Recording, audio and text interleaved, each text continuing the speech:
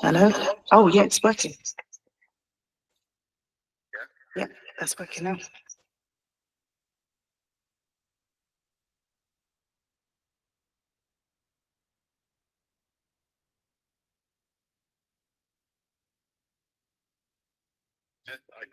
All right, thanks, Andrew.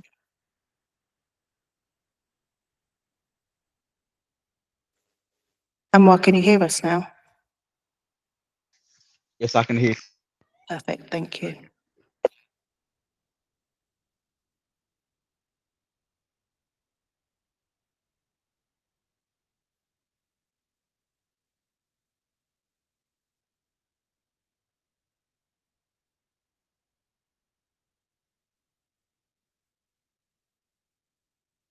Welcome again, everybody. So should we start with agenda item 1, Tracy? Yeah, okay. So, hello, I'm Councillor Claire Potter and I'm the Chair of Skills, Economy and Growth. If I could go over to members on my right, starting on the row on the left, my left. So I'm not sure if Councillor Martins can hear us yet, just to check.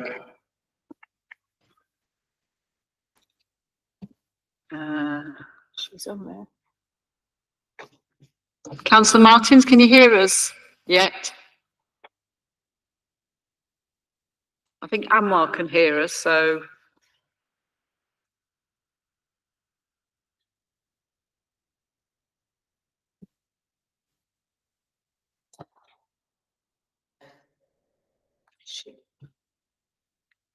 Has she responded? Yeah.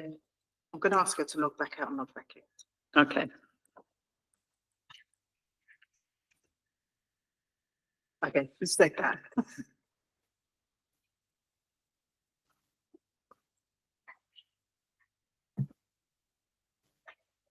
Okay, shall I continue? Yeah. Okay, back over to the back row. Councillor Pinkerton, Kesnove Ward. Councillor Davis, Stoke Newington Ward. Councillor Root, Victoria Ward. Councillor Sadak, Kings Park Ward and Vice Chair of the Commission. Councillor Smith, Stoke Newington Ward. Nice to see you. Hello.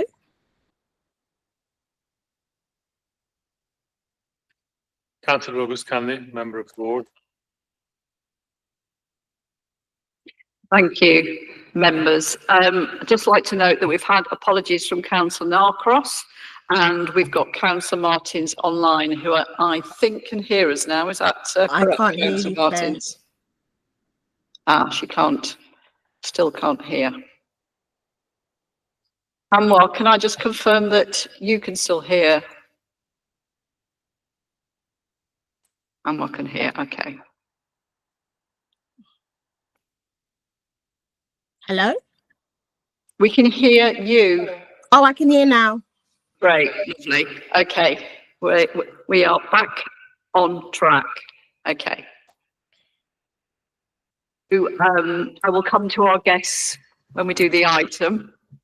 Moving on to item 2, there are no urgent items and the order of business is as laid out in the agenda. Item 3, do members have any interest to declare? None. Councillor Root? I just want to declare, it's not a financial interest, but I am actively involved in a campaign in my ward about HGVs, which may become relevant at some point during the course of the evening. Thank you, Councillor Root. And I think each of us as ward members has perhaps got something relevant. So if you feel that it's useful to illustrate, then you are welcome to use that example. Councillor Smith?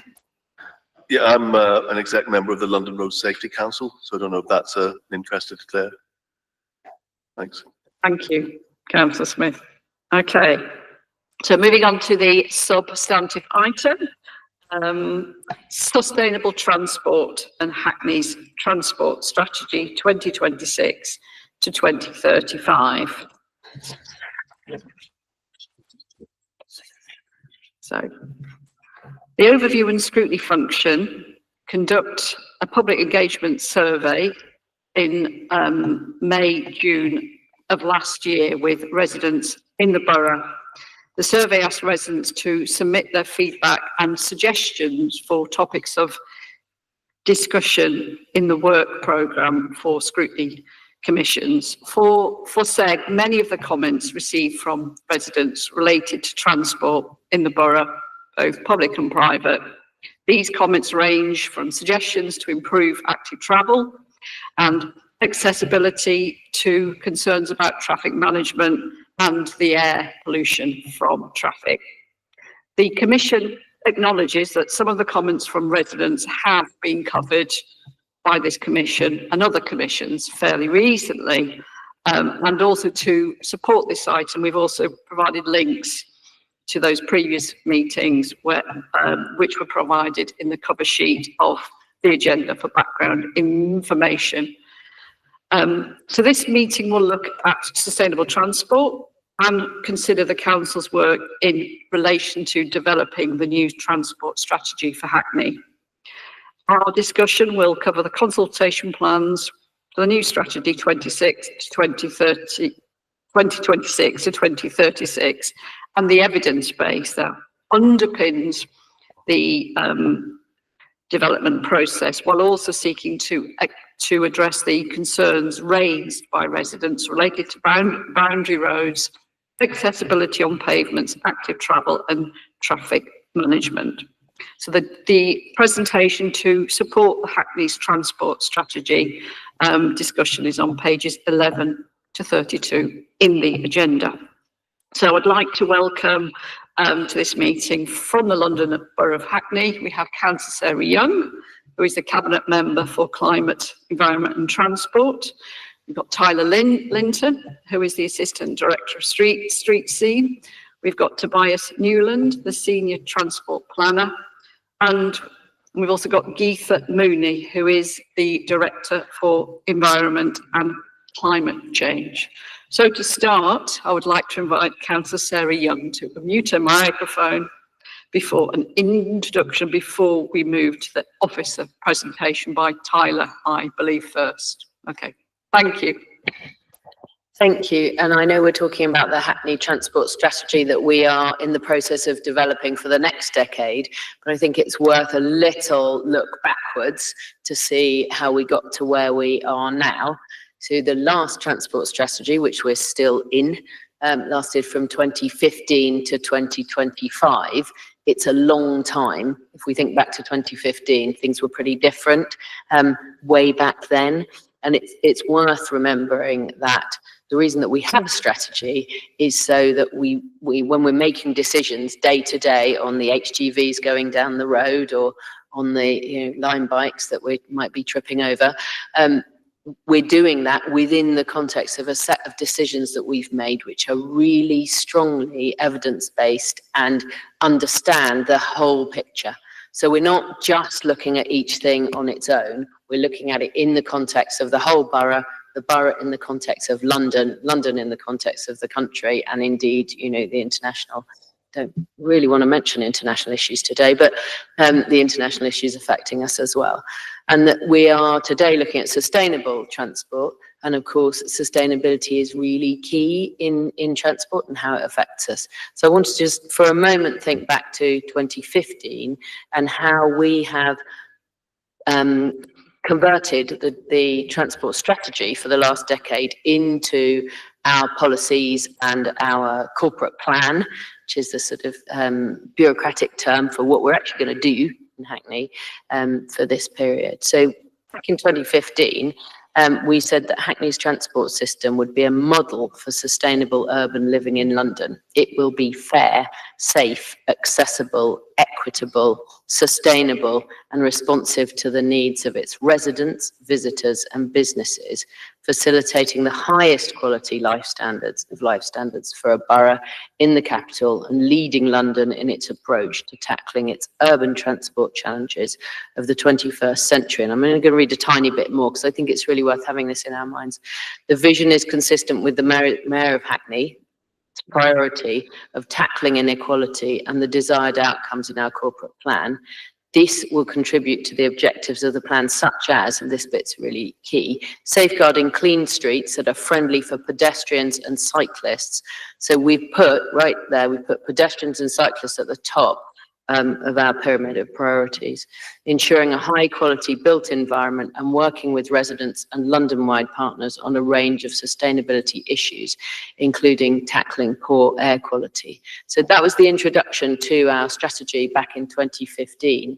And we know that, you know, how we travel around the borough and in and out of the borough affect absolutely all of us, all of our families, all of our friends, the businesses in Hackney, you know, the doctors and nurses and the teachers and the you know, people in the fire brigade who look after us. And it's absolutely key to all of our lives. So whether we're visiting a playground, whether we're trying to run a business, or whether we're trying to access emergency services, this is absolutely central. The things that we've really focused on are being able to breathe clean air, having the best possible life expectancy. So that's living healthy lives, not whether I'm eating a decent, healthy breakfast, but my life being able to live as healthy a life as I can, and transport supporting that, and making sure that we can continue to live well in Hackney as well as we possibly can, and making the borough sustainable for the long term. And that's taking into account that it's getting hotter, it's getting rainier, we're, you know, greater risk of flooding, and the emissions that we produce as a borough affect not just us, but also those around us. So when we folded that, when we interpreted that into our corporate plan and our strategy from the after 2022 and the manifesto, we had about 5 bullet points of priorities, one of which was really to look at our main roads and develop a main road strategy. Second was to encourage all cyclists to cycle safely and considerately, and so really focusing on how people cycle and how we provide for cycling. To make it safer for pedestrians and cycling routes, and to enable children to get to school safely. To really prioritise public transport, so buses, future transport schemes, and main roads, and to take urgent action on Hackney's dangerous roads and junctions, working towards Vision Zero, so referring to the road safety work, being a primary consideration of all the schemes. So that is just to remind us, why do we do this, what's important about it, and what were we looking at when we set our priorities up until now. And I think that Tobias and Tyler are then going to tell you what we've done so far and what we're thinking about for the future. Thank you very much, Chair. Tyler Linton, Assistant Director for Street Scene.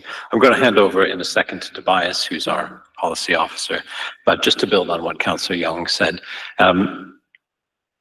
we are currently speaking to the public. We are currently engaging on a new transport strategy as a replacement for the existing one, which was written in around 2013, 2014, and covered the period 2015 to 2025. Clearly, a lot has changed during that time. But transport still impacts everyone. And it's not a surprise that you would have heard that very strongly from your own public engagement. At its simplest, traditionally, transport is around moving people or goods. And as soon as you leave your house, you're in the transport system. If you don't leave your house, you're probably making use of something that was delivered somewhere. So everybody, every day, is impacted by the transport system. Not every part of the transport system is within the remit of a London borough. One of the parts of the transport system that is the land, that our public highway that we manage as Hackney Council, that space, that real estate, that is within our remit, and it is quite a lot of space. And I think one of the biggest changes in the transport industry in the last 30 years has been a recognition that transport isn't just about moving people, but it's also about place and space and making decisions about how we use that space in our cities. So the transport strategy at its core will be around how do we as the council influence how people and goods move around our borough, but also how do we use that space that our road network sits on. In the other main challenge is that there are so many different needs. The key word is probably balance. It's a system that we are constantly trying to balance all of the different needs of that system in a sort of harmonious way where we can try and meet as many needs as possible while minimizing the harms that come from things like combustion engines that create carbon and air pollution. So it is a big challenge, and that's why it is so important that we hear from residents, which we'll talk about the consultation process, and that's why it's so important that everyone goes on to the survey that's live now until June, gives us their perspective on the transport network in Hackney. It's just a small point, but the evidence base that's online now that anyone can read is the draft evidence base. It will become the final evidence base when we've considered and collated all of the responses that come through the current survey. So our evidence base is informed by the survey that's out right now. So it's really important that everybody goes on and has their say. And now, Tracy, if you just want to go to the next slide, I'll hand over to Tobias to talk a little bit about some of what's in that evidence base online. Thank you, Chair. Good evening, Chair. My name is Tobias Newland, Senior Transport Planner. Most of my early slides have been very well covered by Councillor Young and Tyler Linton. The only thing which I haven't mentioned so much is we're currently in a stage of consultation engagement, which goes on until Monday, the 9th of June, roughly 12 weeks. And it started just at the end of last month. Next slide. Yes, so it's the first part of engagement consultation, and we hope as part of the feedback we receive, we can add to our draft evidence-based draft transport strategy, or actually draft the transport strategy, and come back with a draft text. And we will take this to full public consultation in the autumn of this year. Next slide. And that the draft evidence base is actually online. So the actual engagement consists of two parts. It consists of a really open, wide-ranging survey on issues which we face as a borough, and it consists of that evidence base which I mentioned as well. And to help break it up into manageable chunks, the way we thought about it in terms of asking people was to look at three areas of issues. The first one is transport basics, and that is how do we connect our places? What are the problems people have in getting around? And how do we make those places quality places, places worth getting to? And the third element of the transport basics is if we are involved in new places, such as we might be in regeneration and housing, how do we ensure that the transport and design of those new places fits in with our vision? And with each of these sections, that's the first section. And to illustrate that, I've got three illustrative slides from the evidence base and followed by the three questions, the way we've phrased them in the survey. So the first slide is to do with a breakdown of how Hackney residents travel now. And you can see that the headline is that we are already very sustainable in our transport, in the sense that 87% of residents' trips are by public transport, walking and cycling. And 65% of households do not own a car. And then the chart on the bottom left is a breakdown of the different modes. Probably can't read it, but the big segment on the left is our walking mode share, which is more than half the trips in Hackney, which is astonishing, really. And when you work out on a London level, we have combined walking and cycling trips in Hackney quite substantially more than anywhere else in London. So we are, in a sense, leading the way in sustainability. Next slide. And this is to support the walking element of a strategy. We've done some mapping of where people are walking the most. So we've done some modelling, and we've got some consultants to find out where our main walking areas are. And at the top right, top left, you see is 53% of trips are walking. Next slide.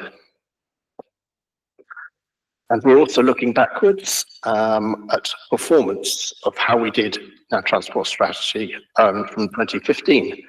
And one example of this is to look at public transport. And I know we have some limited control over public transport because a lot of it is controlled by TfL, but we are still lobbying, monitoring, and campaigning for better public transport, including buses. And we have noticed that there is a decline in patronage on many of Hackney's buses, 20% on average, which is much worse than most of London. And here you have some route maps of some of the worst affected routes in terms of patronage decline. Next slide. Yeah, and these are the three questions: transport basics, connecting places, new developments, housing and jobs, and creating quality places that are worth connecting up. I won't read the full text on each one, but that's what I mentioned before. So now we're looking at the second section of questions. Next slide, please. And this is to do with safer, greener and healthier transport. You can imagine this as sort of the unintended consequences of transport, like accidents and pollution and things like that. And one example of that is road casualties. And you can see that we've been monitoring our road casualties. This chart here goes back to 2008. And you can see that we've made some substantial progress in the first years of this, covered by this chart. But since then, since about 2013, it more or less plateaued. It's been up and down, and you can see it went down during the COVID year, but it's come back up again. So we have a massive challenge if we are to move towards a situation where we have no killed or seriously injured people from road collisions by 2041, which is our target. Next slide. And another thing we are doing is to try and decarbonize transport in Hackney.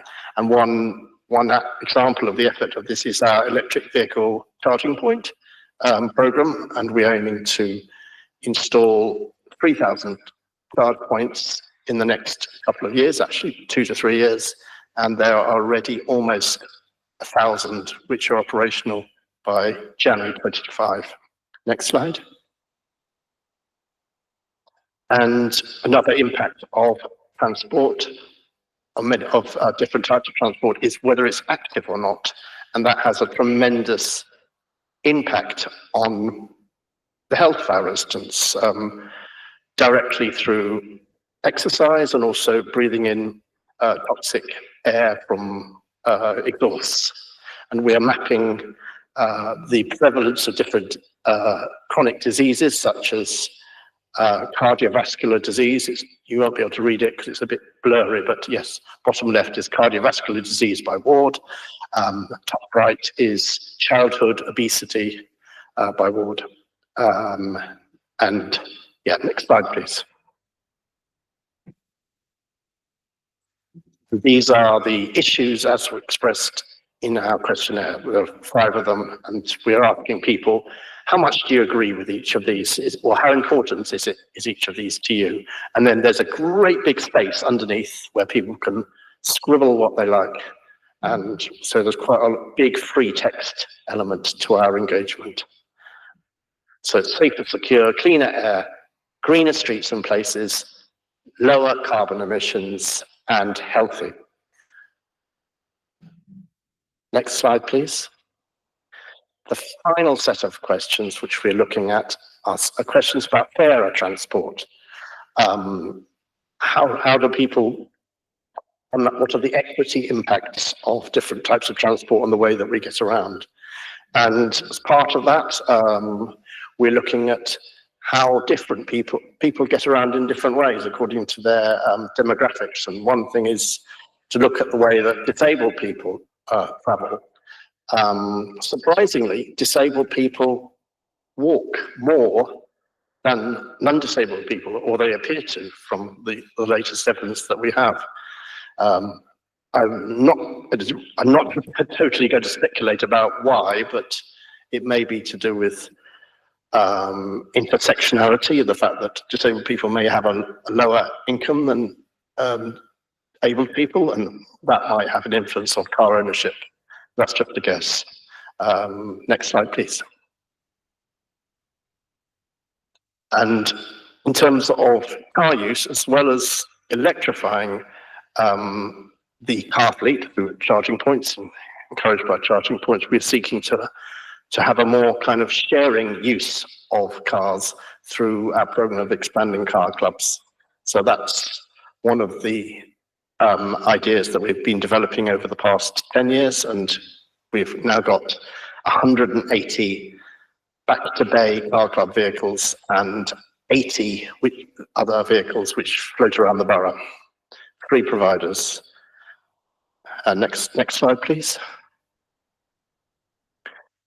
And overarching in terms of looking at the impact of transport, in terms of equity, is the effect on our planet. And we are very much looking at working towards the Mayor of London's net zero target.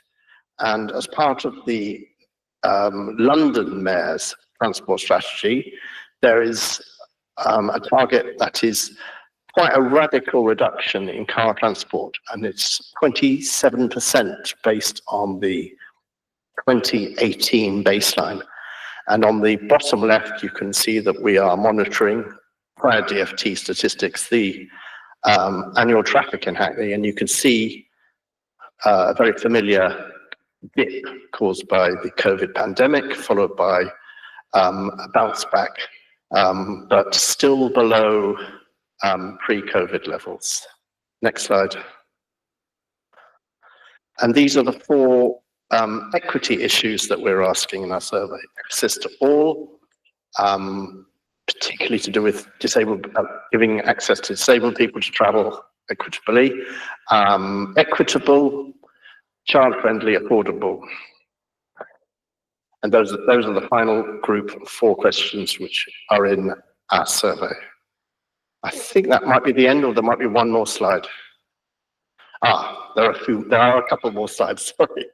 I forgot about those. This is a high-level timeline, and it's showing that we are planning to, we're currently in our engagement period, and we will be going to consultation on our draft in the autumn, and then hopefully taking the final strategy to full council in the middle of 2026. Next slide, please. And as a result, and as part of our engagement, we're doing a lot of meetings with key stakeholders such as Living Streets, London Cycling Campaign, and Northern Travel Watch, freight operators, taxis, Como UK, which is shared transport, Sustrans, Campaign for Better Transport. We're also taking our message out to the different areas of Hackney through neighbourhood forums, neighbourhood panels, schools, the Zen Business Network, and disabled and harder to reach groups such as disabled people, younger people, and religious groups.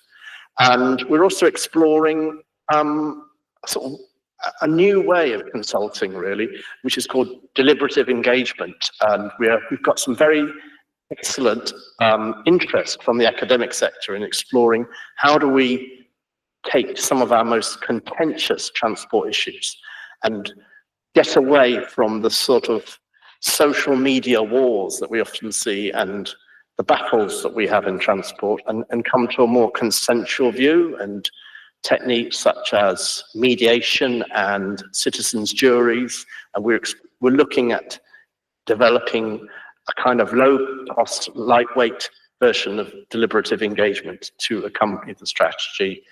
And then also within the council, we are looking at doing some scenario planning with the high-level leaders within the directorates.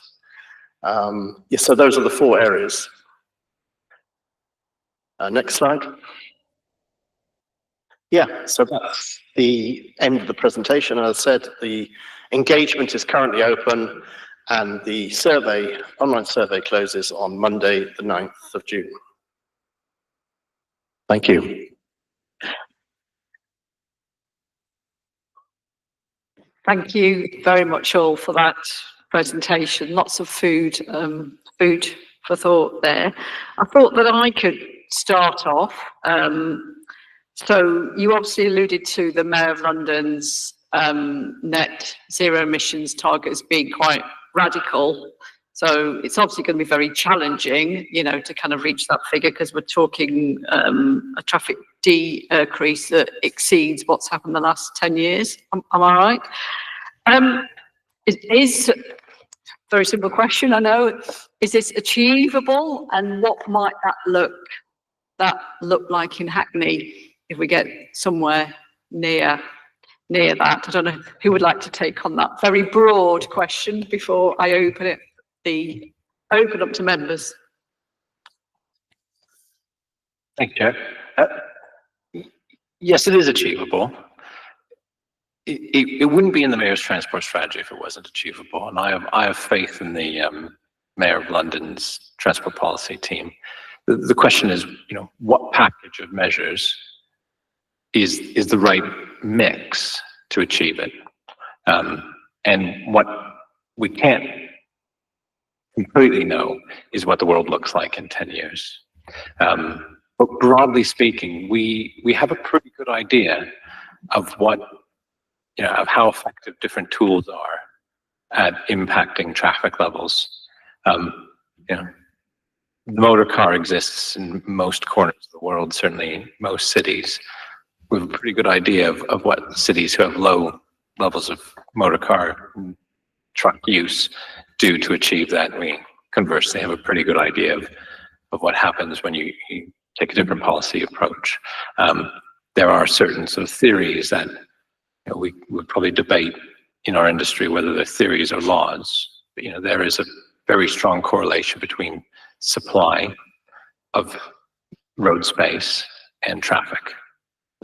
Where you see new roads being built, you tend to see total volumes of traffic going up. That's pretty much proven time and time and again, with the exception of balancing that with restraint. So you can achieve, say, you can build new roads. Today is a pretty good day to be saying this. You can build new roads and, you know, do some form of demand management on them, like a toll, in the hopes that your toll will balance the induced demand from building the new road. So that's, you know, that's something that we see across the world. We know what London looked like before and after the Central London Congestion Zone. We have a pretty good idea of what impact that has. We have a pretty good impact of what changing neighborhoods does to people's travel choices and behaviors. There was landmark studies around the turn of the century that looked at what sort of package of measures, both physical and in terms of support for people, achieves a good outcome in demonstration towns, as they were called back in sort of 2000, 2001. The challenge is doing it at an appropriate level of investment and getting that balance right as well, because transport infrastructure could be very expensive. So these are the sorts of challenges that we're trying to tease out in the transport strategy, and what do we have control over, which versus what do other levels of government or other agencies have control over. And of course, in the financial climate, it's all very difficult to, you know, every business case has to be robustly justified, and rightly so. So these are the challenges, but fundamentally, is that radical figure achievable by 2041? my advice would be, yes, there would be a package of measures out there, whether or not it's achievable in terms of the finance or the other sort of circumstances. But yes, there would be a package of measures that could achieve that. Thank you. And of course, the point is about how you bring people with you on that kind of journey. Okay, so I don't know, Councillor August Canley, was this in response to that? I thought it might be. So would you like to Thank come you, in? Chair. Just a follow-up question on the same topic. Councillor Young talked about the transport strategy for the 10 years prior to this, and it was helpful to find out what were the things we had in mind and what we were anticipating in terms of the headlines. But in terms of practicalities, when you look back to 2015 and 2025 now, what were the points that you were able to properly and correctly and accurately estimate? And what were the things that you felt that we missed out?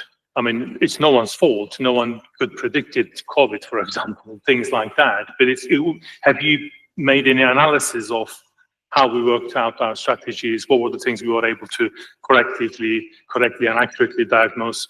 And for example, reduction on bus services in the borough, things like that. Were we able to predict those things? And how that experience is going to shape what we're going to do now for the next 10 years? That's great. Thank you. Great question. Thank you. Yeah, it's really enjoyable actually for us to look back at that strategy and sort of judge what the council got right and what it got wrong. Amazingly, quite a lot of the assumptions were pretty accurate. I think if anything, things didn't change as quickly as we might have thought in terms of new technologies. Even back in 2013, smartphones weren't that old at that time, but had developed so quickly and changed the world so radically in a really short period of time. So things like on-demand ride sharing, let's call it, or it was coined at the time, was really disruptive and was expected to be disruptive. But what we didn't anticipate was that moving into other forms of transport. So we were predicting the rise of, and quite frankly, concerned about the rise of ride sharing on demand in the convenience of being able to book a motor vehicle, potentially leading to a huge increase in motor traffic. That did happen, but I think it's kind of balanced out a little bit. But back in 2013, that was one of the main areas we were really worried about changing London, and not necessarily for the better. That seems to have balanced out, but what we didn't anticipate was all of the other forms of shared micromobility, as we call it in the industry. So electric scooters, electric bikes being available through the same app. Looking back, that probably looked like probably is an oversight. We probably should have seen that coming, but I'm not sure anyone did at the time.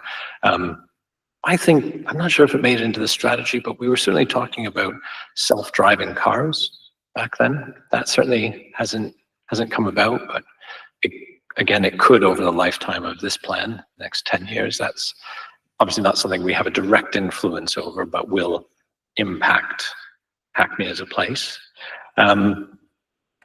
We did recognize, it came up earlier, we recognize the challenge of main roads and the challenge of keeping freight moving in London. That's something that was recognized in 2015. There was a very, very clear action to develop a freight action plan, which we did. There was a 10-point plan, but I don't think anyone's cracked freight in London. I think that still remains a big challenge, and I would certainly expect it to be something that features in the next strategy. So yeah, I think those are probably my personal top three. Do you mind if I we were having a conversation within the team earlier today about exactly this. And Tyler was reminding me that actually what the strategy allowed us to do was when something really unexpected happened, like COVID, what the strategy enabled us to do was understand what approach we would take. So we knew what our priorities were. So even dealing with something that absolutely hit everybody in the face, we could say, actually, our priorities here are sustainability, are, broadening the pavements, allowing us to, allowing people to, what was it called? Socially distance. So we could apply those policies in the terms of the strategy. So although can't predict everything that's going to happen, what you can do is say, we know what our priorities are here and we will apply them, even in this emergency situation. And actually what that meant was that the changes that we made within this team, not thanks to me, obviously I wasn't here, were much, much more consistent with our strategic approach and priorities than perhaps in other areas where the council just had to kind of swing itself around. So there are some real benefits to understanding what are your priorities, and then you're ready for those emergencies that you can't predict. May I, Chair, come back in on that point? That's just, it's such a good, and that's the big one, of course, you mentioned it. It's exactly halfway through the plan, a pandemic happened, and I think we were probably very early on conscious that as soon as you leave your house, you're in the transport network, and people are just being asked to stay in their house, except they still need food, they still need to access essential services, still need work. And exactly as Councillor Young said, it was essential to have the strategy behind us to understand, even if it was just the evidence base that was in the strategy, how do people get their food in Hackney? How do people get around? What do we need to prioritize? What's consistent within the council's strategic framework? And now let's look what's in the toolbox. And that meant that we were able to move really quickly early on. And some of those things we, are lost in the fog of time because, we all have different memories of it. But early on in the pandemic, there was emergencies around social distancing and making sure people could queue outside of supermarkets, in a socially distanced way. And we were able to enable that consistent with policy because we had a good policy, we had a good strategy that told us as officers where the sort of envelopes of that policy was. So we could put in place measures to deal with the emergency off the back of the longer term strategy. And that was really unexpected, but crucial. Okay, members, looking to anybody else in order. So Councillor Root, then Councillor Davis, and then Councillor Smith. Okay. Thank you very much, Chair. I'm going to sort of start at the beginning in terms of consultations. Hats off to you actually for a really impressive array of engagement approaches outlined in the presentation, and also a good solid list of stakeholders that you want to reach out to, which I think is great. But I am worried about consultations because I know that there are different sorts of consultations that we have to carry out, and your department obviously is one of the most consultation heavy departments that we have in the council. And unfortunately you are carrying something of a burden, a legacy of COVID in terms of quite a lot of raw feelings still about the way that the LTNs were not consulted on, or consulted on in a particular way that didn't go down too well. And I think that I'm a bit disappointed, I suppose, with what I'm seeing here in terms of explaining what the consultation is going to be about, what you're going to use the data for. And it's great that you're having two consultations, one on this evidence gathering and another later on the strategy. But I do worry that people will fill out the first consultation and then think, well, I've done that, why would I do another one? That's a real worry. And I also feel that part of the problem with the ill feeling, that the residue, if you like, from the LTN consultations is that people didn't understand exactly what they were being consulted on. And lots of people obviously felt that it was a referendum, and it wasn't a referendum ever. But that needs to be spelt out really clearly. So at the moment, when it says have your say, it says here, what's most important to you? Safer streets, more bus routes, better cycling infrastructure. Have your say in the survey below by Monday, the 9th of June. But I think in fairness to the public, we need to be saying to them how their views are going to be used, how they are going to inform the work that comes out. Otherwise, you end up with people saying, well, we gave our views and they ignored them, because perhaps they don't realize that actually they're giving their views to try to frame something in a particular way. See what I'm saying? So I just feel concerned. I mean, I feel that you're obviously making a big effort with consultation, which is great, but I also feel concerned that people are going to feel again that they don't understand how these survey questions are going to be used. And I think we could do better at explaining that and trying to give credibility to our consultations, because actually we have some work to make up here at the moment. Sorry, that was a rather... I know you did come and talk about consultations in general earlier on, but it'd be good to have a response in terms, you know, across the broadness of this discussion. Over to you, I think, Tyler. Yeah? Thanks.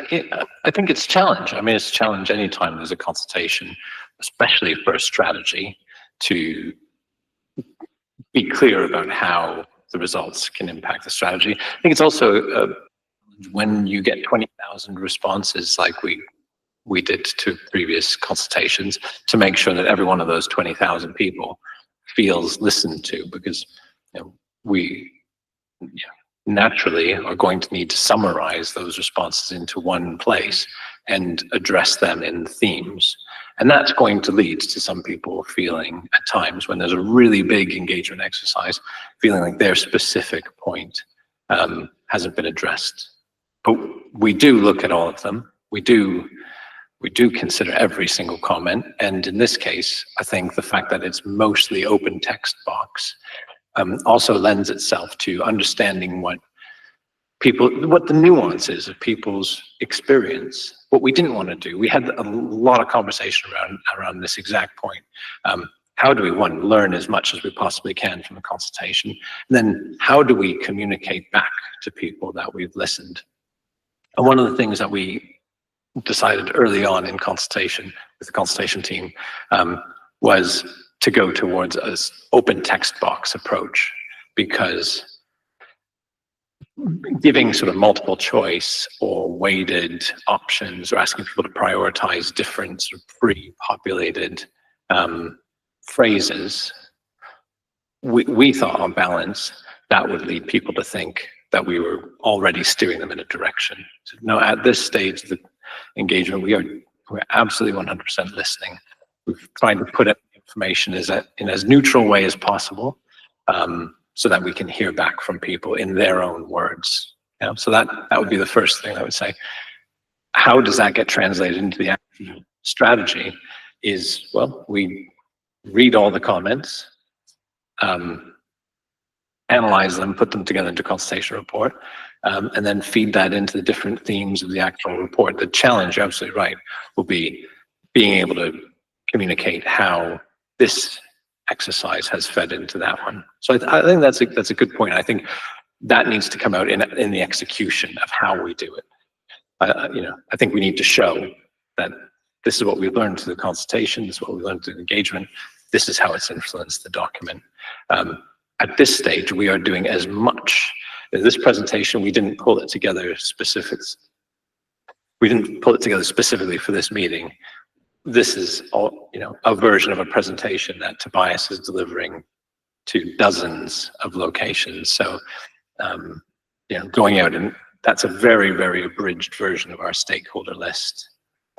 Stakeholder list, forums, as much face-to-face as we can do. And the hope is that allows us the time and space to be able to get into that point that you've raised, which is, well, how is this influencing the next step?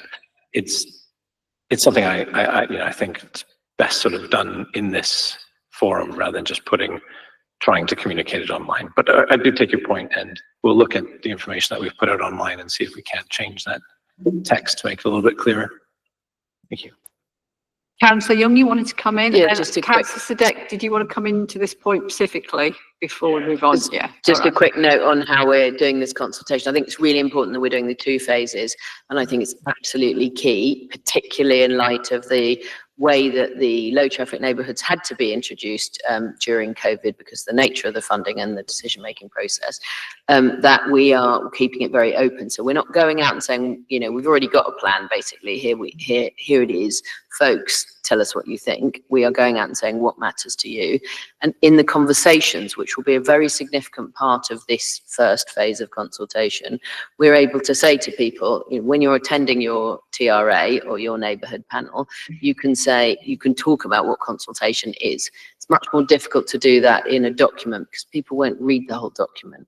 And also people do think consultation is a referendum and always feel irritated when it doesn't go their way. And I'm the same as anybody else in that.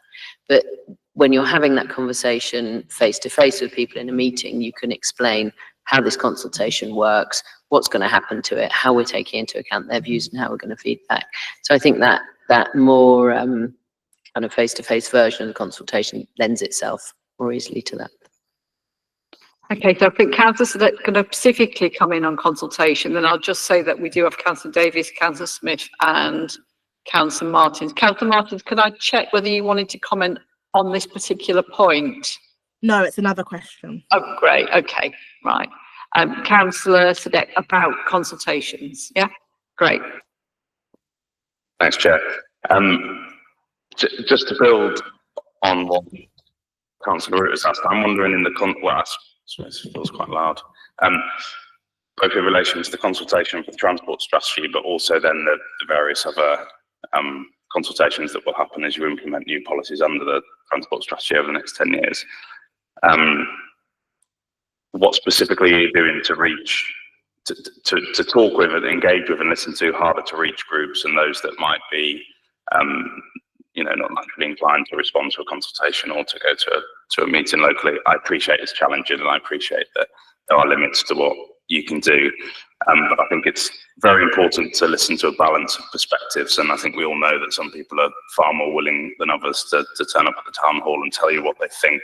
So I think that's a very important part of ensuring that there's sort of democratic participation and buy-in to a transport strategy that, as you said in your presentation, has a huge impact on people's lives. So that's one question. And then just second, following up on Councillor Root's point around understanding the impact of a consultation, and this is both for me and members and for residents.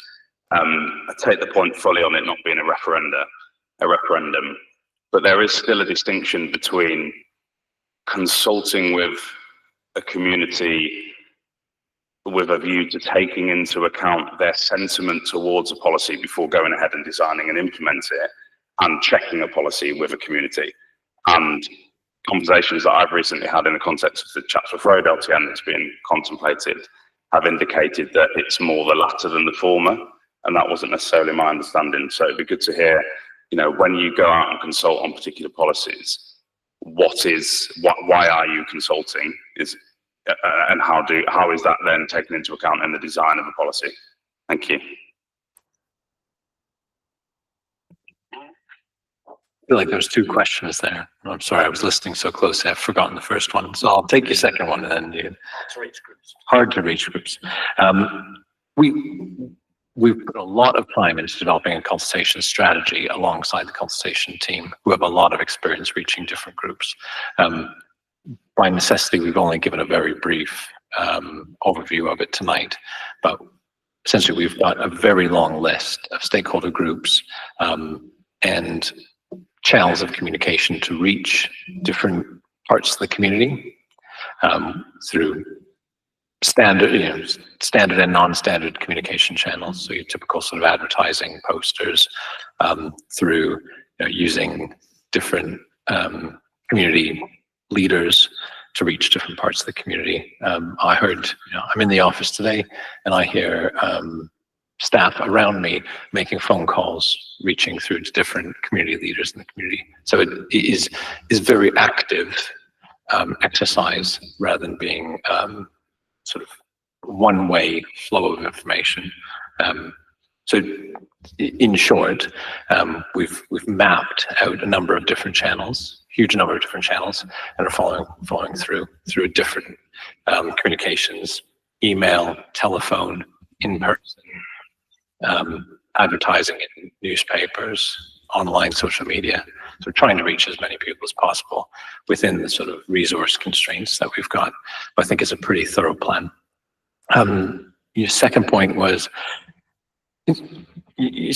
around, again, it's a similar sort of theme, providing that reassurance and that understanding back to residents about how their views have influenced policy. On that point, it's probably worth distinguishing.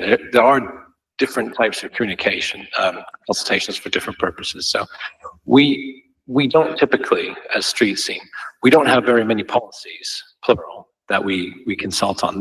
This is the main consultation exercise for our main policy, our main strategy. And it's, once every 10 years, and it's really thorough in 3 months, like explain the different channels of communication. When we are implementing those policies, we are doing targeted project-specific consultations. So we're trying to reach people in the areas where we're delivering schemes. So I mean, the one that's on everyone's minds is low traffic neighborhoods. But in a given year, we've got 100 different schemes that we're talking to people about. And some of them, we're sending 5 letters because it's very, putting in one traffic hump or one small change to one junction. And we're posting letters to the most directly located people. And that's in recognition of, we do recognize that can be consultation fatigue. So if you're constantly getting things from street scene and not getting that feedback of how my view's been heard. So we try and balance that with who we target and how. So yeah, Tobias has just shown me a slide with some of that summarized. And it's around being really focused in an area and focused on different groups and different users, and putting that sort of face-to-face time to make sure that we're having those conversations to feedback where things have changed. And we do make changes to schemes, and we do feed that back to people who we've consulted.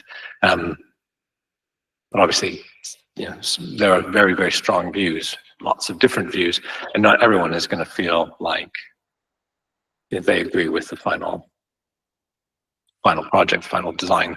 So there's that is a challenge that we face, trying to make sure that people who don't feel like they've been heard have been heard. But there's always, in a case with differing views, there's going to be somebody who feels like they're not heard. But I hope that's helped. So on the strategy, we're very conscious to be feeding back to the public on how their views have influenced the strategy and the policy. And that's why it's a 2-stage process. So that's why we're doing, as part of the reason it's a 2-stage process. That's why we're doing this exercise now. It gives us space to take in the feedback that people give us over the next 2 months, reflect that back into a strategy, and communicate how that's been influenced by the public as part of that communication with the draft strategy in the autumn. I hope that helps. Tyler, I think we'll leave consultations for now. I think we've covered quite a bit. We might come back at some point. And I think we go to Councillor Davis now, and just remind ourselves we've got Councillor Smith and Councillor Martins. But Councillor Davis. Thanks, Chair, and thanks for the presentation. First question, I have 2 questions. The first question, I think a few of us were interested in, was acknowledging, TfL as a key decision maker. Why do we have analysis of why bus ridership is down in Hackney more than London, but also London overall? So that's the first question. And the second question was around line bikes. And I know we've contractual negotiations taking place this year, or potentially maybe they've begun.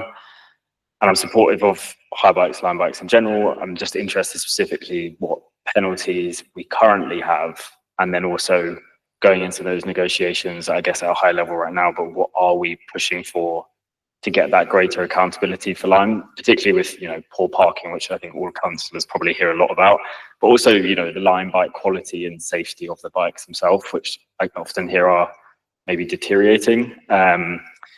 We've heard it reported that, maybe some other councils have potentially managed to get certain things like Brent Council and getting poorly parked bikes removed. So yeah, it would be good to understand where we're at with that and how that feeds into the strategy. Thanks. Yes, thank you, Councillor. I'll take the second question first. I didn't actually quite hear the first question about TfL, so I'll take the Lime question and then perhaps. Do you want to take it then? Maybe. Okay. Yeah, as you mentioned, we are currently in the tender process for a new contract for dockless bikes or cycle hire. I can answer your question around what is in the existing contract. We were really clear in the contract with Lime that we had performance indicators around obstructions in the pedestrian environment. Yeah. So we do have contractual leverage in the current contract with Lime around that point, and we've been working with them on that point, and through contract performance management, holding them to account and exercising some of that leverage. We do have in the contract a penalty from them to us to pay if they're missing their KPIs on keeping footways clear. One of the lessons learned going into the next contract, certainly, I mean, it's very clear to public and members that they want to see, and amongst us as officers, better performance in terms of keeping pavements clear. So we have built into the tender process a stronger weighting around, it's for the tenderers to describe in their tender how they will meet that target and what they propose to put in place. So it's not a competitive dialogue process where we're at this stage negotiating with suppliers and asking for specific things. It's an open tender process where we set the specifications and then we say, how are you going to meet this specification? And we'll have a threshold, a pass-fail threshold, and then a sort of scored weighting system. So what we're asking for in the tender is very clearly a plan and mechanisms for ensuring that pavements are kept clear. But we won't know exactly what those look like until we appoint a provider. If we appoint a provider, one of the outcomes of a tender process can be nobody meets your specifications. So at this stage, that's a potential outcome of the process. The first question, I believe, was about Transport for London. Did you want to? Oh, yes, sorry, of course. We were probably, it's always a big claim to say we were the first, but I think we were pretty close to the first to insist that dockless cycle hire is managed as if it was a docked scheme. So we've installed 175 with plans to do more parking spaces where bikes are meant to be parked and they're meant to be redistributed into those bays. The operator, whoever it will be in the future, I mean, the current operator is meant to be using the app to geofence no parking zones, speed restriction zones. There's a number of other sort of measures that we negotiate as part of the existing contract. And I think it's, fair to say that works some of the time. We do know that some of the time you're prevented from parking outside of a parking bay. We know that because we're spot checking all the time, and it does happen. I think we're also, also conscious of the fact that it is a potential solution that brings a lot of benefit. That unlike the 2013 scenario with very convenient ride-sharing apps, that we were really worried about increasing motor vehicle traffic on main roads, that, well, there is some benefit because there's a freedom benefit, there's a convenience benefit, there's an accessibility benefit for people who need to use, ride sharing type solutions. But it's fair to say that cycle hire, dockless cycle hire, has a potential a very real potential to mitigate the impact of that other new technology. I'm talking around in circles. Basically, cycle hire is probably one of the reasons why we haven't seen an explosion in the last 4 years of ride sharing on our streets. So there is a benefit. There's definitely a harm to the pedestrian environment. We need to balance that. But there's a real benefit to the borough, as you mentioned. So we're trying to get that balance right in how we apply the existing contract. Ultimately, what we do want is a well-functioning scheme that's well managed. And if we go back 6-7 years, I don't know if you remember, but there's a flurry of companies come and go, and they go bankrupt, and they leave London littered with cheap bikes. I think we're a long way from there. We have good competition amongst operators who seem to be a going concern. So in terms of longevity, this now looks like something that we're in a more steady state. The market has settled a little bit, and we kind of understand that we can work to improve this as a service, rather than sort of worrying about whether the companies are going to be here in a few months' time. Can I just add about the dockless bikes? Just I know that there's big issues in my ward where they've been blocking residents' access to their homes. So it's not just about being on pavements and affecting mobility. So was I right in what you just said, is that you're not kind of stipulating it something like the Brent agreement, where there's an agreement to remove the bikes within 2 hours? That's part of your negotiation. Is that what you're saying? Because I think obviously the committee would like to be able to see something like that, so that the bikes are removed within a very short time. Right? And I'm sure our residents do as well. So just to give reassurance, although the 2026 to 2036 strategy will very clearly address this point. I think protecting the pedestrian environment with over half of Hackney residents walking for them as their main mode of transport. That is really important for the strategy. In the short term, cycle hire bikes should not be left in a place where they're blocking people's homes, and that feedback should come to us.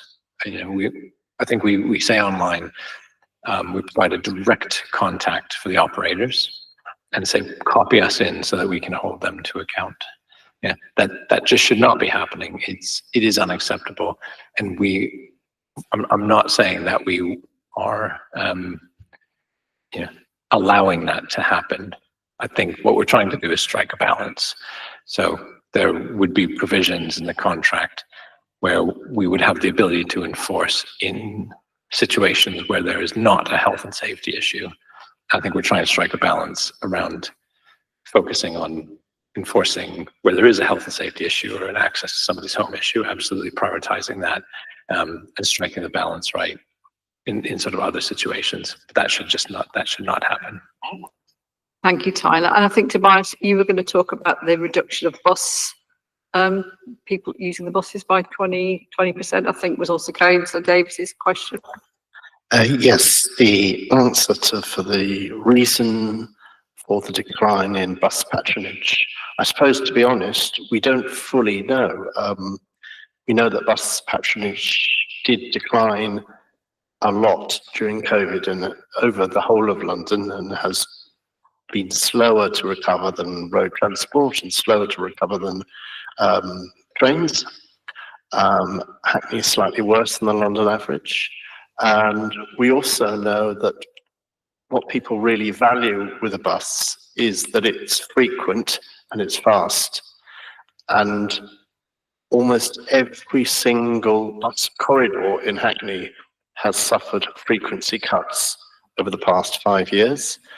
And we've also noted that some routes have shown quite a noticeable slowing. And we are monitoring frequency.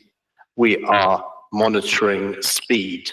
very closely and using that monitoring information to lobby TfL and to justify schemes which prioritize buses over other types of traffic. I think there is, I'm afraid I don't know the number of the bus, but there is one bus that passes through no fewer than 4 bus gates.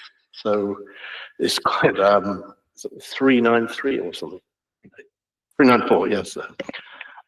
Yes, so speed, frequency, and the other thing which I haven't mentioned is the change in people's working from home, so that people are not using the bus every single day to get to work, maybe only using it 2 or 3 or 4 times a week.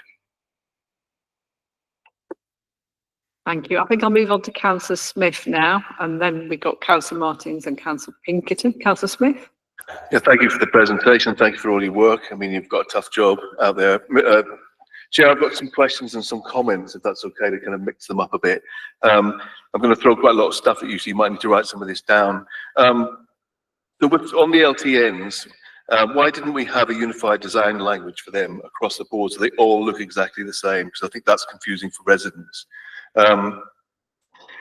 Just on equitable sort of access, do we have any discounted schemes for lower income residents, like travel buddies for elderly and disabled, for example? I know we've got the taxi card thing coming in. I believe that's a trial. On the deliberative engagement that you mentioned, it might be an idea to maybe establish a Hackney transport partnership with representative groups, and maybe think about creating neighbourhood transport forums in each ward. Just throwing out an idea there. Question, what do we as Hackney have control over in regards to smart traffic signals, prioritising cyclists and buses? In other words, TfL might, deal with all that. I don't know who deals with it.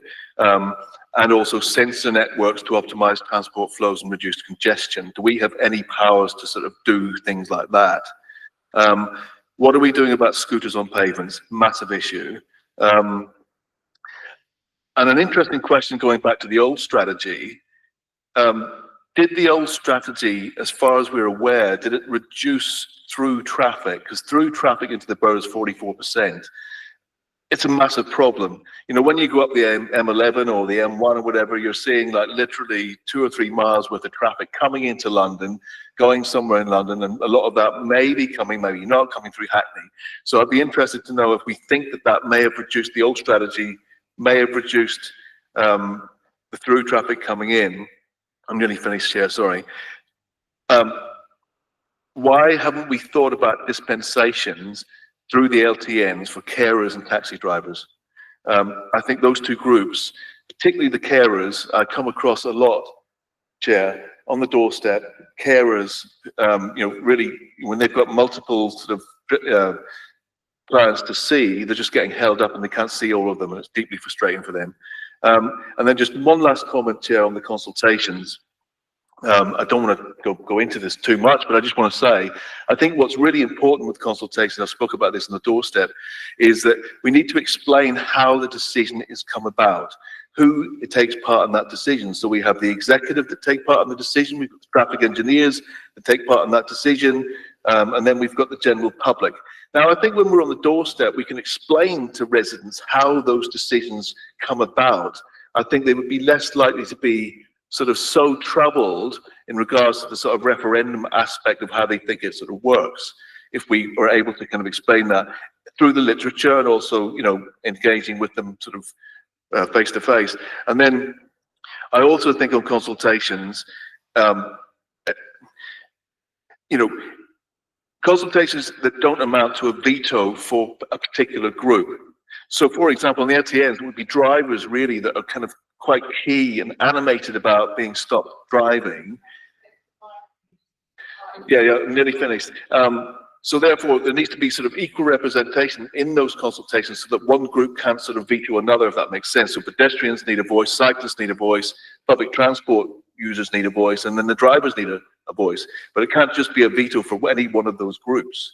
So I don't know how one would go about establishing, trying to make that work, but I think that's an important consideration.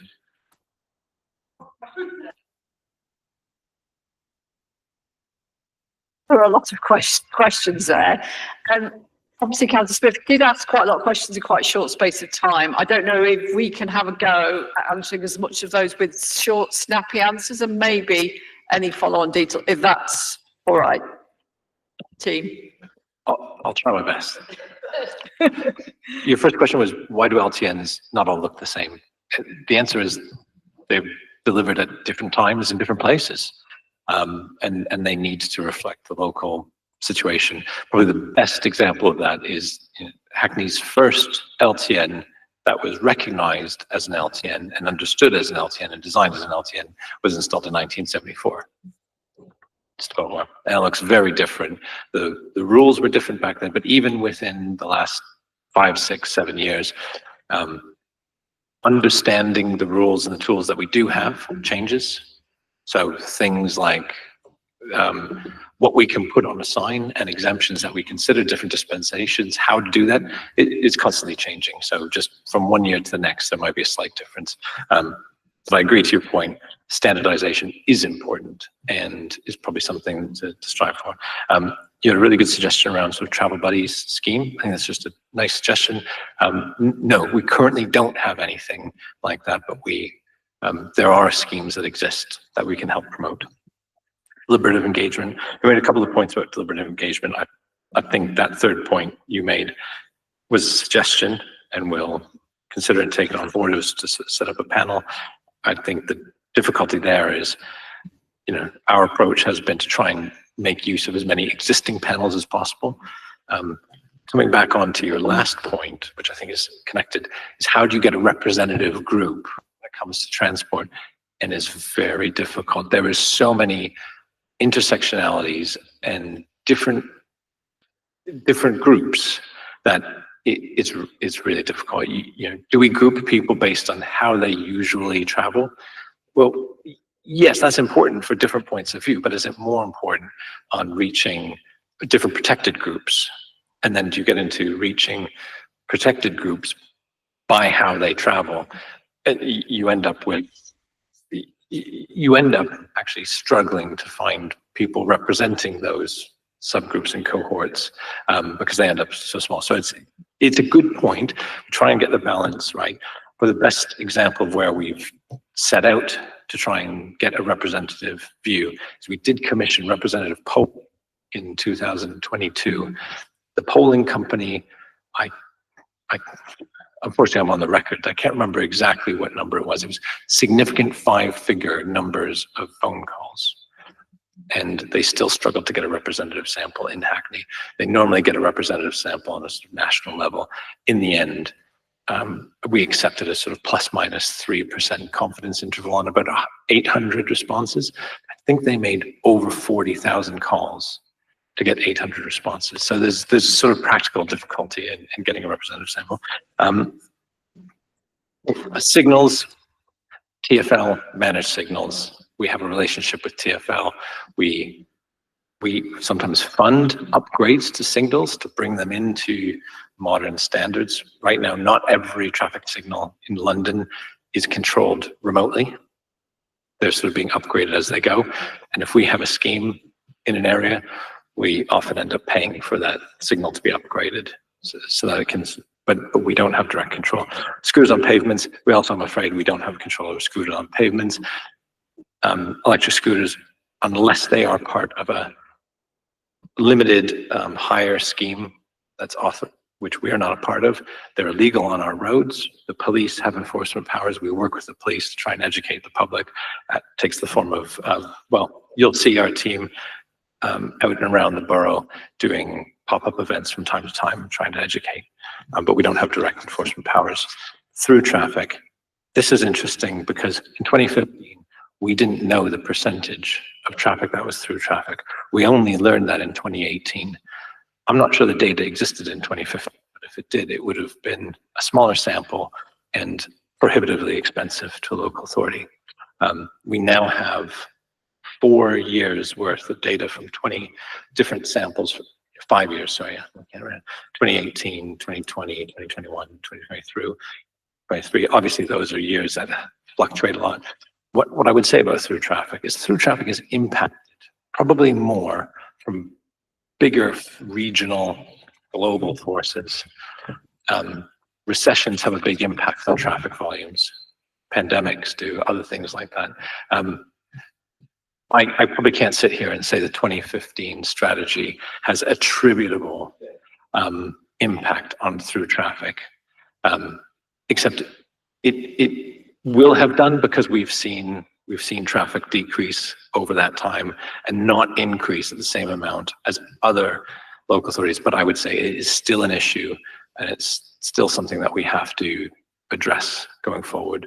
And that is a more difficult challenge. That is, we have some influence, but there are bigger forces at play. Actually, I might just leave it there for time, and unless there's something you want to pick up. Dispensations for carriers and taxis. Sorry, you asked that question about LTNs. So we have been reviewing our exemptions for LTNs consistently since we've put them in. Taxi card, it's trial, but only in our policy isn't a trial. It's only a trial insofar as the technology is a trial. As far as our policy is concerned, taxi card is an additional cohort that is now exempt from our bus gates. I think this is a difficult policy conundrum, because there will be a balancing point where, well, first of all, how you judge whether or not people are exempt, how you set that criteria gets very invasive very quickly. So we've decided to use the blue badge as the threshold for exemption, because it's got an established independent set of criteria, and there's a team that deals with that. So it's fair in a way. I think there are so many different types of carers, and I think also you've got to draw the line somewhere, or you start to lose the benefit of the scheme. So finding where that is going to be very difficult, both sort of pragmatically, operationally, but also from a policy perspective. So it's a challenge. And thank you on your point on explanation around decision making. I think that's a good point. We'll seek to do that. Mrs. Councillor Young. I was just going to add a quick note on through track. Music to my ears. So the policies that we have to limit traffic into areas is really all about through traffic. That's what we're trying to do. We're trying to stop people who are driving through. We are not stopping people who live in the area from driving. It will take them a bit longer, but we are trying to stop people who are driving through. And what happens over time is, Waze and Google Maps and the other things you're following, City Mapper in my case, stops telling you to go through that way because it's not the quickest way anymore. So there are routes that we've blocked, you can't go through, and then there are other routes where it will stop saying, come in through Hackney, because that's not the quickest way to get there. Now, that doesn't solve all the problems, and as Councillor Root mentioned, the HGVs coming down Victoria Park Road, if they're coming down Victoria Park Road to go down into the city, they probably do have to come in this way. There's only a couple of ways they could come, so there will be some traffic that will have to come, or maybe over time, the Mayor of London will bring that traffic through down the river, or maybe by train, or through some other, that's the sort of bigger picture.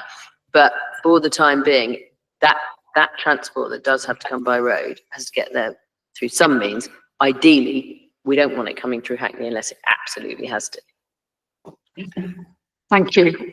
Tyler, briefly, if you don't mind. Thank you. Sorry, I just wanted to reiterate what Councillor Young just said and clarify something statement I made earlier, which is absolutely right. The policies would have certainly reduced through traffic because we've seen a reduction in overall traffic. We just don't have the baseline from 2015. Thank you. Okay, Councillor Martins, thank you for your patience. Would you like to ask your question? Thanks, Chair. I've got a couple of questions, but I'll keep them very, very brief. Just similar to Councillor Davis's point earlier about working with partners like TfL and Lime, etc. But in relation to holding them to account in terms of making space for disabled users, I just wanted to ask that, only because as we know through our casework, but also from personal experience, I know when, especially if you're trying to, as a carer, trying to push someone in a wheelchair, and then there's a line bike where there's a drop curb, those line bikes are really heavy, and I'm quite a small person, so they can be really difficult to try and move.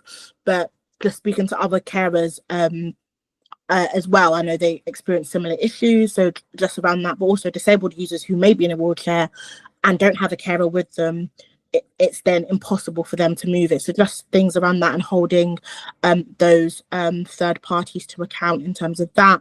But then also, again, in relation to third parties, particularly TfL, in terms of reducing traffic on main roads. Councillor Young, I know you are aware of the situation on Borthpond Road, especially, and a lot of the residents have been asking questions about that and measures that we can take to reduce that traffic on those roads. So again, just wanted to ask a question around that.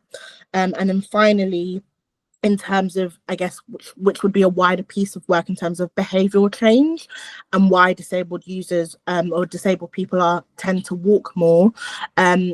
Yes, cost is an element, I think was said in the presentation earlier, but being a carer and looking after someone who is disabled, but also having experience with other disabled people in my community, the main thing is when you get on a bus, for example, there are 2 prams on the bus, they refuse to get off, for example, you end up walking. It's the time you have to wait for a bus or even trains are inaccessible. A lot of stations are still inaccessible. It's things again like paving as well. So, and then you end up just walking on the road rather than on the pavement itself because it's just so much easier. So yeah, I just wanted to ask a question around that wider piece of work of behavioural change and how we're getting partners, even things like Uber and all these kind of hell riding cabs, for example. A lot of them, sometimes they see a disabled user in a wheelchair and will just drive off, and then you're then having to call another one. So how are we working with partners, with businesses, with local people to have that wider piece of work of behavioural change and actually making sure that disabled people are part of our infrastructure and not just a side thought? Because even though we're in 2025, a lot of our infrastructure does not work for disabled people. Thank you. Thank you, Councillor Martin. So did we have line bikes? Is that right? We had boundary roads and we had behaviour change. Would you theme them like that? Okay, yeah. Tyler. Thank you very much for your questions. Line bikes, you're simply absolutely right. Line bikes shouldn't be blocking drop curbs. That's something that's got to be loud and clear in the new tender as well as in the next transport strategy. So I think that's just something that we're hearing very clearly from the public and from members, and is something that we'll need to find a really effective way of addressing in the future. Reducing traffic on main roads, I'd say it's not just a matter of holding TfL to account. They're obviously a major partner in managing main roads. It is a bigger issue than that. It is about working with our neighbouring boroughs, which will have their own transport strategies. I think one of our neighbours is also consulting on transport strategy right now. So that is a bigger issue. It's a regional issue. One of the things is, we used to have sub-regional transport partnerships set up and managed by Transport for London. Those don't exist in the same form as they once did. So there maybe is work to be done in sort of encouraging and lobbying TfL to reset up those working groups for officers and members. We did publish a main roads tool. Well, sorry, there's a toolkit in it. It's a main roads technical note that we published in 2024. Gave a toolkit, give an idea of the sorts of measures that we can implement as a council. There was 16, I think, different things in the toolkit for main roads. But in terms of addressing overall traffic volumes, so those measures that are sort of within our gift will be around improving the environment, improving the public realm, the people in the area, be around smoothing traffic flow, We do have a range of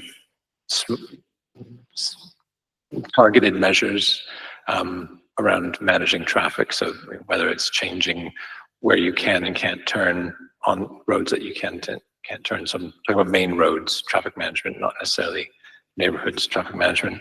But in terms of getting that overall volume reduction, that is going to be something that needs to be done at a bigger scale.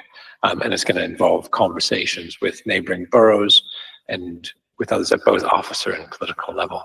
And certainly is, again, a theme that we're hearing over and over again from residents and members, and I would expect to feature in a strategy for the next 10 years. It's a really important and interesting point around the experience of disabled people using the transport network, both on public transport and in the public realm.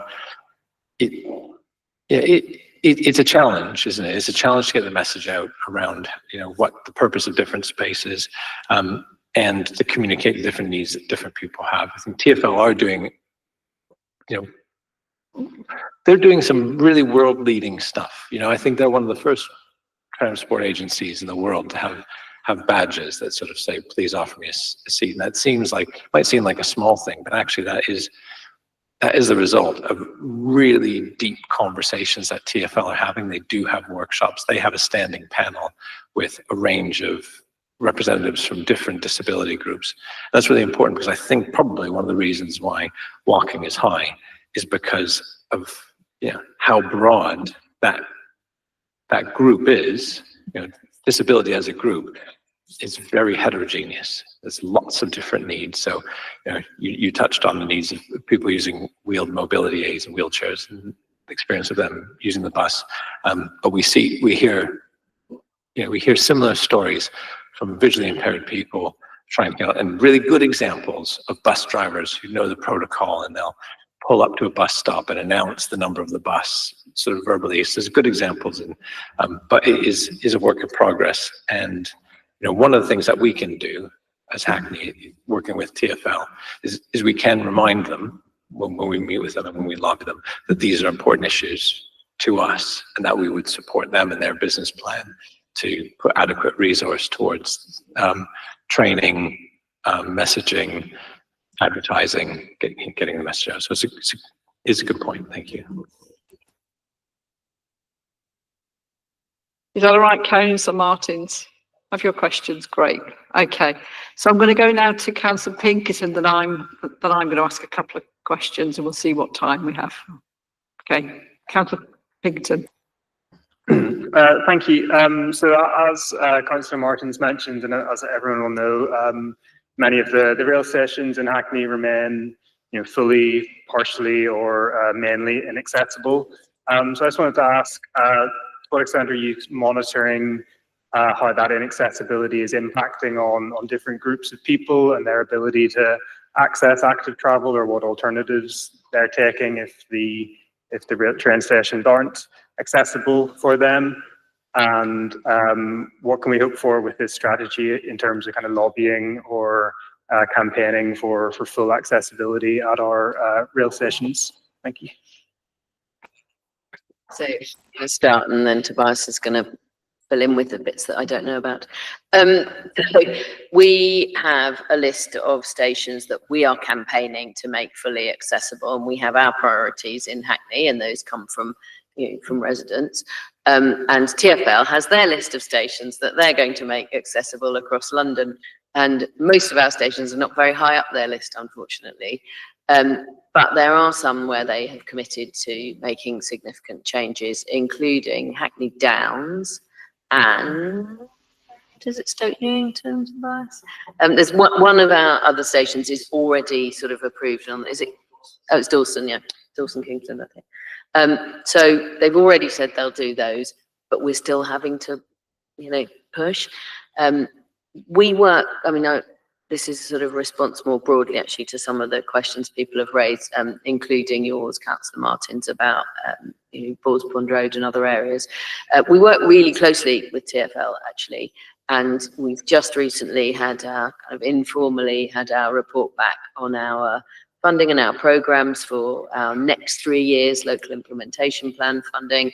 And you know, these programs, so these, we're looking at the 10-year strategy, but these smaller, what are we going to do this year, next year, the year after programs are all worked out with Transport for London in terms of, you know, okay, could you do this station? Would you do it this year? What does accessibility mean? Would it be better to do Stamford Hill or Stoke Newington? Those are conversations that we're having with TfL. Next month, I think, we're meeting with the Commissioner, with Transport for London Commissioner Andy Lord. And in that, we have a whole list of things that we are badgering him about.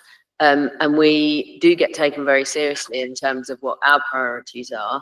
And, you know, that helps Transport for London to work out, okay, of the things we can do within Hackney, bearing in mind we've got to look at every borough, you know, what are Hackney's top 3 priorities?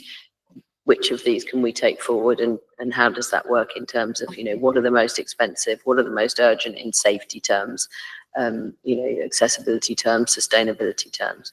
So that those are really positive conversations in general. And the station accessibility is a huge problem in Hackney. We have, you know, we don't have any tube stations. Manor House is sort of almost on our turf, but not quite. And that's not accessible. Most of our train stations are not accessible. So yeah, it's a really significant issue and one that we will absolutely keep pressing on.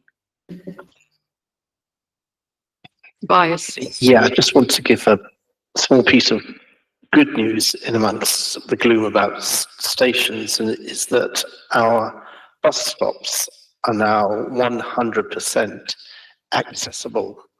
100% of them are, and that involves an incredible amount of very detailed work, looking at the vertical and the horizontal gap between the floor of the bus and the edge of the curb. And many other detailed things, such as the color scheme of the signage and the lighting. That there's a huge amount of work that's gone on, and it's very often overlooked. I just wanted to point that out. Thank you. I think I will ask a couple of questions, and then we may well be running out of time because everybody has a question, but let's see. We will go up until 9 if everybody agrees with this item. So I just wanted to raise a question on behalf of some residents who, knowing that we're having this scrutiny meeting today, got in touch.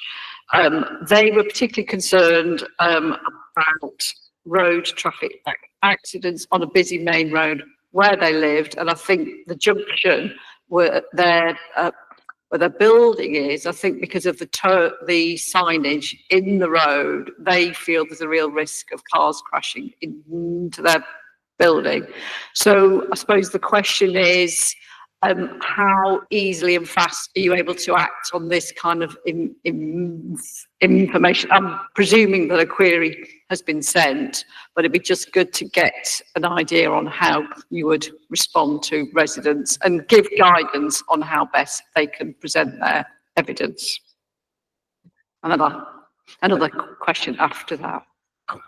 Would you like me to answer that question now or after you? You could, yeah. So deaths on the roads and serious injuries, the figures are far too high. I mean, you pointed out that it's plateaued, but it hasn't certainly dipped it hasn't gone as low as we were aiming for back in 2015 when we drew those figures up. I noticed in the statistics you didn't break down the type of road user, nor did you break down where the accident tends to occur, junctions, you know, on straight runs, etc. So I don't know if you can provide some of that detail now, and perhaps talk about strategically about how the measures that you would hope to be taking to kind of address some of that. I know that's quite a big question, but I did understand that junctions were quite an issue, so I'd be quite interested if you have got data on that and you're kind of thinking about that. Yeah, thank you, Cassie. It's a great question. But first of all, I want to reassure the resident who sent in the question that we are constantly looking at road casualties. Transport for London have done a really good job in the last few years and have an online dashboard that anyone can see. It's not exactly the same information that we have. We tend to have information that's been verified by the Department for Transport, because sometimes the initial report gets changed. Transport for London have actually published a version of the database that has more raw information than we have. So in terms of transparency, it is really good. And anyone can search for TfL Road Safety Dashboard, and they can find it online. We have officers looking for trends, and we prioritize locations based on trends. Now, that often sounds to people like, does something bad have to happen before you'll do something? But that's not the case. I mean, it's just you would target the locations where there is a trend of incidents happening, first, because it would, in a way, it would be irresponsible not to, including near misses. That is a more difficult thing to measure because it's less standardized, but yes, including near misses. It does take a while to investigate and deliver a scheme, and it takes money. So we're not able to do everything all at once, but residents should, they should write in and say what they've seen, write into us. They can write into their ward councillor, and it can be put through as a formal correspondence, or they can write to streetscene.inquiries@hackney.gov.uk. Or if it's a Transport for London road, I think that this piece of correspondence that you're referring to, I think it was on the Transport for London road network, which I think it was Ponsford Street and Pompton High Street. We can still pass that on to Transport for London, and we sit down and we look at trends on their road network as well. But residents can obviously write to them directly as well. And I believe if you search online for TfL Street Care, there's a reporting mechanism that includes, I believe, near misses as well as general observations.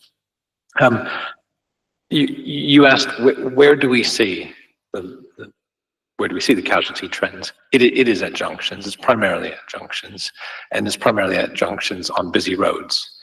There's a direct correlation between volume of traffic and volume of collisions. That's probably a function simply of exposure rather than anything else. But we do tend to see what we do see in Hackney. That means that the top locations for casualties are pretty much entirely on the Transport for London road network, because those are the roads that carry the most traffic. So if anyone goes on that TfL road safety dashboard, there's a map and you can look at where the clusters are. There is a clear trend. The busiest roads carry the most casualties. What we focus on is what we call vulnerable road users. That's pedestrians, cyclists, and powered two-wheeler users, so motorcycle users. Motorcyclists are disproportionately overrepresented in casualty statistics. It's been a positive trend in the right direction in the last few years, but historically it is by far the largest group of road casualties, and it's a relatively small user group, so you don't have as many people thinking about it, but it is an area of big concern for us. It does feature in statistics. With pedestrians and cyclists, the sorts of interventions available to us are fairly straightforward. There's a toolbox. TfL will call them junction safety schemes. And there is a list, TfL, I think it's public information. Yeah. There is a list of where the priorities are based on the casualty trends. And TfL and all the local authorities in London will be working through that list to try and implement as many as we can, as quickly as we can. Councillor Young. Just a note on the team's responsiveness to those kinds of requests. So I think we are in the process of arranging a date for a site visit to Ponsford Street at rush hour in the morning. And obviously, the team can't turn up to every single report, but they are extremely responsive to coming to have a look at areas, and they often are junctions where residents are concerned, carrying out reports, evidence-based reports where appropriate. And then it takes time for those to feed into proposals to Transport for London for funding to carry out, more kind of more strongly database studies, and then to work out what the answers are. And I think one of the things residents can find really frustrating is they've reported something, they've been reporting it for a while, and we haven't come and done anything yet. And often that's because actually it does take time to really look at not just what's needed here, but what will the impact of what we do be on not just here, but the next bit, the next bit, and the next bit. Plus then we need to put in for the funding, plus we need to carry out the studies. And then a few years down the line, the work does get done to make significant changes. As we've seen, as we're now seeing at Pembury Circus, for example, and as we'll see at other major junctions. So it can be a bit of a slow process, and I know for residents that can be quite frustrating, but the team are quite responsive about really thinking about what residents' experience is, not just looking at the maps on screen. Thank you, Councillor Young. Now, I noticed that 2 or 3 of my colleagues are very keen to ask a question, so I'm just in interest of time, and if you don't mind, I'm going to ask them to present it in a one line, and if you could come back in a similar fashion for an answer, that would be great. So I think it was Councillor Sedek, Councillor Root, and Councillor Smith. So Councillor Smith, it might be a challenge, but one quick line. So Councillor Sedek. Okay, thank you. It will be just one question, and it's about what you said about cooperation around boroughs, essentially. So Matthias Road just had an LTN introduced by Islington. What consultation and sort of work was happening between Islington and Hackney, because that is really impacting some of the Hackney residents? Thank you, Chair. Councillor Sedek. The figures in your draft evidence base on the level of uptake of cycling by ethnicity, I found quite incredible.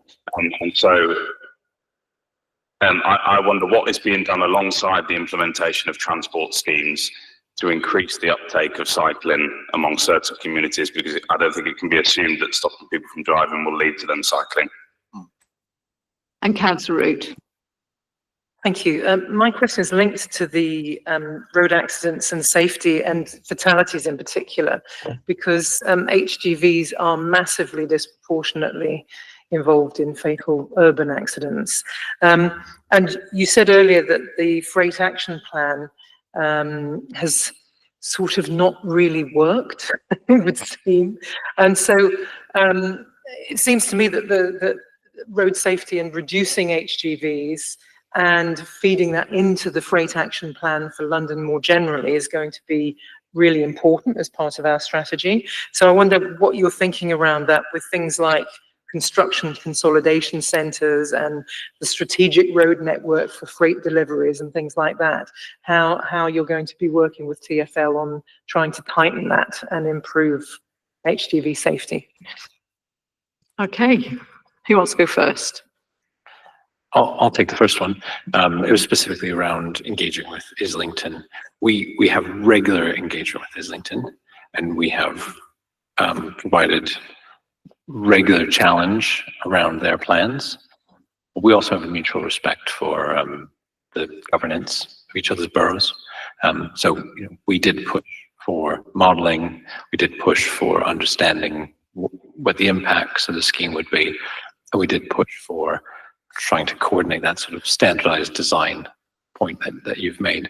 And it's fair to say that they ask the same of us. So it's a sort of ongoing negotiation, but it is regular and it's robust.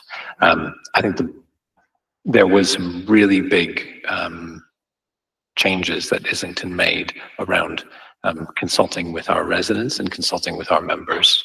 That was a direct response to those meetings as well. Councillor Sedek, the cycling stats by ethnicity, you're absolutely right. I mean, that's something that we look at ourselves and is striking. And I am open to ideas.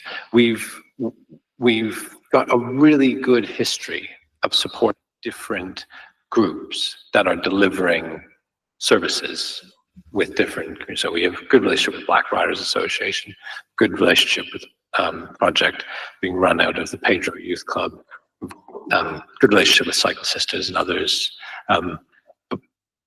In early days yet, but I think one of the big areas of opportunity is actually with shared mobility. It's actually with cycle hire. Yeah.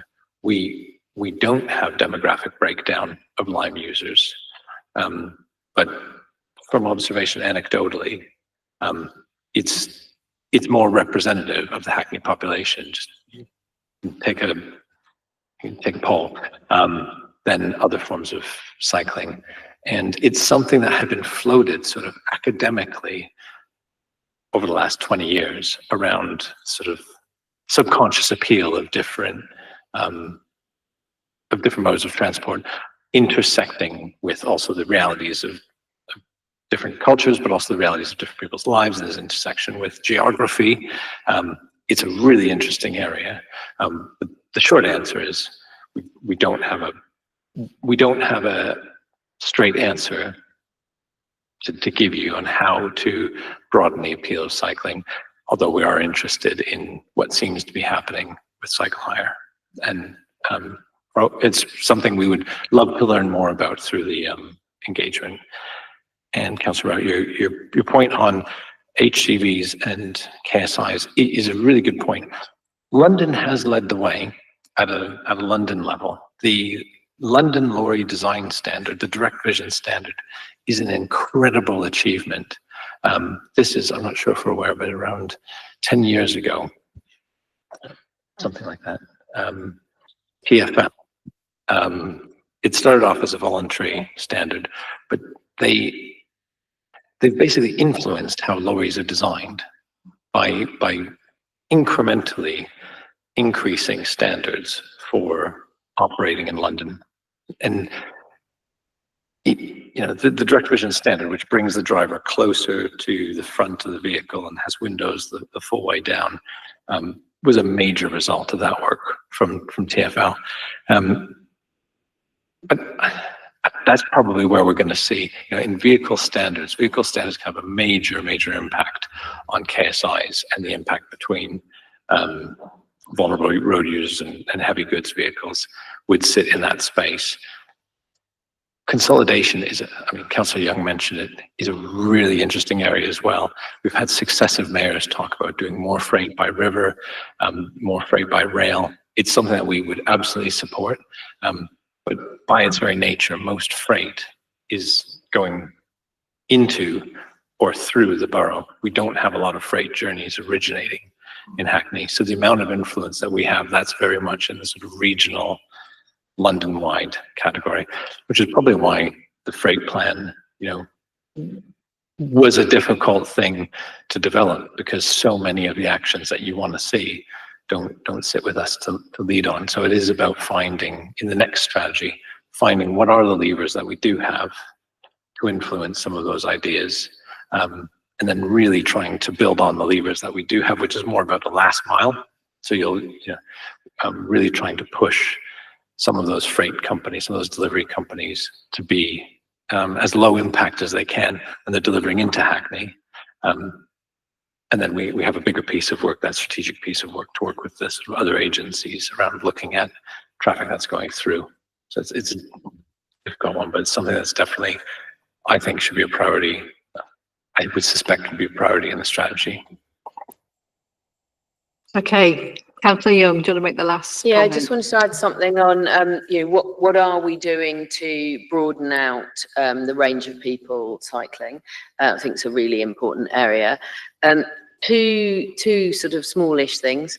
I went to the Zero Emissions Network event last week. It was incredible to see the variety of different organisations who are now starting to use cargo bikes, including the Clapton Park Management Organisation, who've given up their van and are using a cargo bike, and they are they're ethnically mixed group running an estate. So as people start to see people who look like them doing that thing, people start to move on and do it. And I know from, in my own adult life, I didn't know anybody when my children were small who didn't, who chose to use bike. I knew one family chose to use bikes entirely and not cars. And now we see people all the time doing that. So, there is a trend, and that trend is changing. And there are two other things that we're doing at the moment. One is every school now, every child has access to free cycle training at school. So that's a big change. And we are seeing some schools developing bike buses, which are much broader than, it's not just the kids where the families already cycle, it's kids who are being loaned a bike for a year at school, which they can use to ride in a lead ride, with teachers from the school. So that's broadening that opportunity out beyond the kids where their family would confidently take them on a bike. So that's really important. And the other thing is that Lime, I think, are funding adult cycle lessons. And one of the comments made about Lime bike riders is often they don't look like very confident cyclists. So Lime are funding adult cycling lessons. And I think that's also a way of kind of people who didn't necessarily learn to ride a bike as children can then access free cycle lessons. So we're sort of, getting a little bit into the zone of broadening out cycling for people, but obviously we don't have a kind of immediate solution. Thank you. I am going to draw this item to a close now. So I'd just like to thank officers and Councillor Young for attending. I know you did have a word there, Councillor. Did you want to sum up at all, or I mean, we've covered an awful lot tonight, so. Okay, and obviously perhaps we can help as well by thinking about how we can reach out to our communities. There's obviously the possibility of having transport strategy as a ward, the basis of a ward forum meeting, but perhaps we can think of some other groups in our wards too. And we look forward to inviting you back when you're at the draft strategy stage. Thank you very much. We haven't quite finished yet, but you please leave accordingly. We're only going to be a couple of minutes. Might have finished by the time we do that.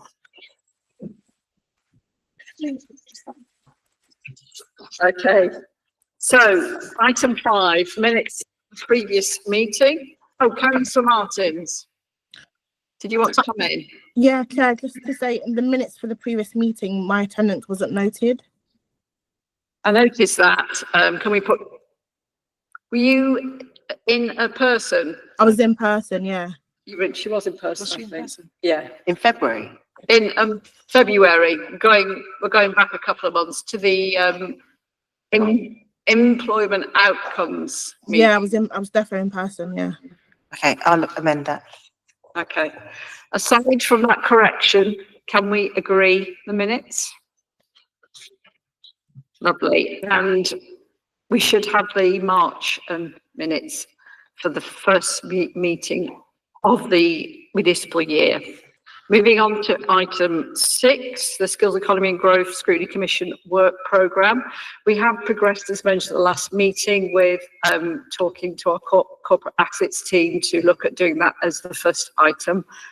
If you remember, that was one of the recommendations from the peer review, that we maximise our corporate assets much more effectively than we are doing currently. So they will probably be coming in June, though we haven't agreed that yet.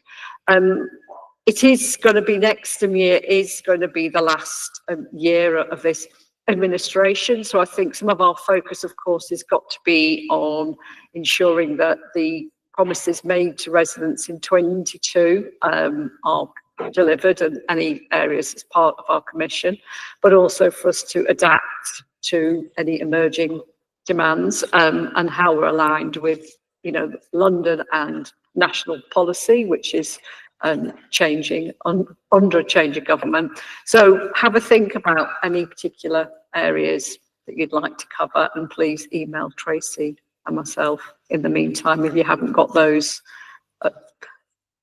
their focus now. Okay. All right. Anybody got any suggestions? Okay. Business. I haven't had any notification, so I think I can say the meeting is finished. Thank you. Anwar, if you could turn off the streaming.